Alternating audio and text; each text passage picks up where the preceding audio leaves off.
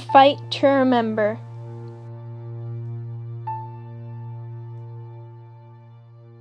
If you are a mother, wife, girlfriend, or sister during the First World War, and you had a loved one fighting in the force and received a telegram, it could change your life.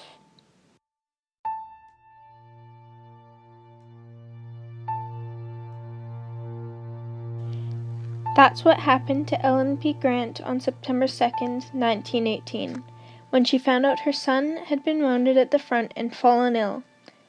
Shortly after, he had died.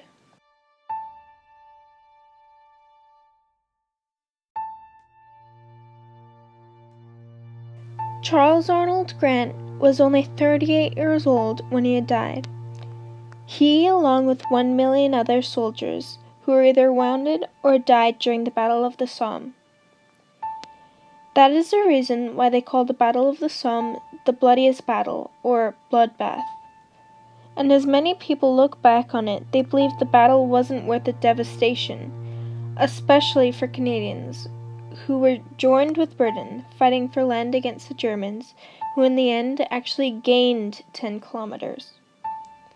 With 3 million soldiers going to the front, it was dangerous and sadly fatal. For Charles Arnold Grant, it truly was.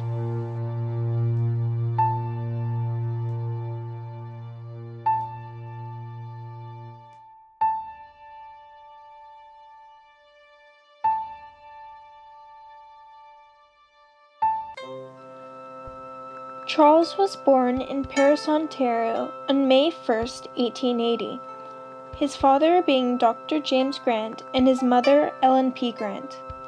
He attended the University of Alberta and graduated in 1907, thus becoming an eligible member of the first convocation of the University of Alberta, where there were traditions that were followed, such as ceremonies, academic dress, conferring of degrees, and more.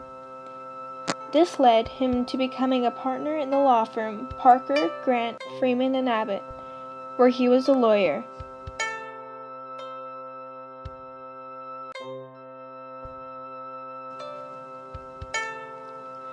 Grant then went overseas with the 5th University Company, which reinforced the Princess Patricia's Light Infantry in 1916.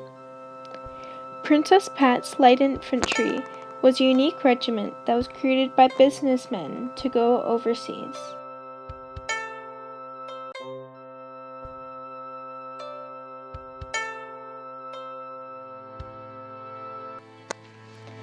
At the young age of 35, though, Charles enlisted in the Canadian Infantry of the Eastern Ontario Regiment.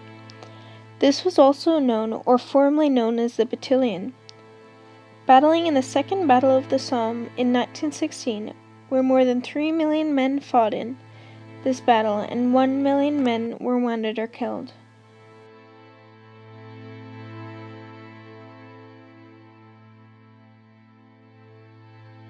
Within those numbers that day, he was one of the men that was wounded and sent back home.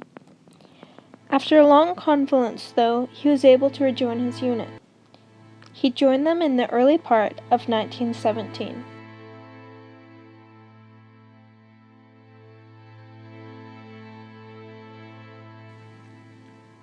Shortly after, on June 8, 1917, he was wounded for the second time, but this time he was able to return to his unit. Not long after this injury, sadly, Charles endured several other injuries. On September 2nd, he died from his wounds.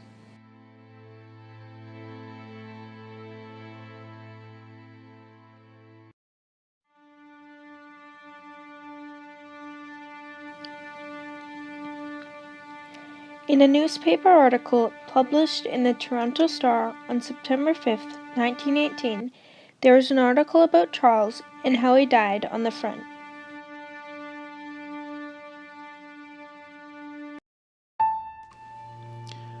Miss Grant received 2 telegrams yesterday, the first stating that he had been wounded and the second that he was dangerously ill as a result of wounds.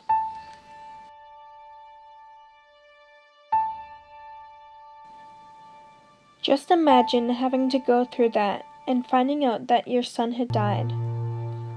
During the war, over 18 million died and 23 million wounded. It was a horrific war, ranking it among one of the deadliest conflicts in human history.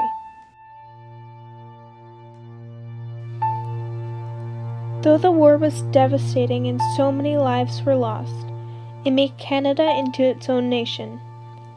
Before the war, it was joined with Great Britain, but after, it was its own independent country. World War I truly made Canada the Canada we know today.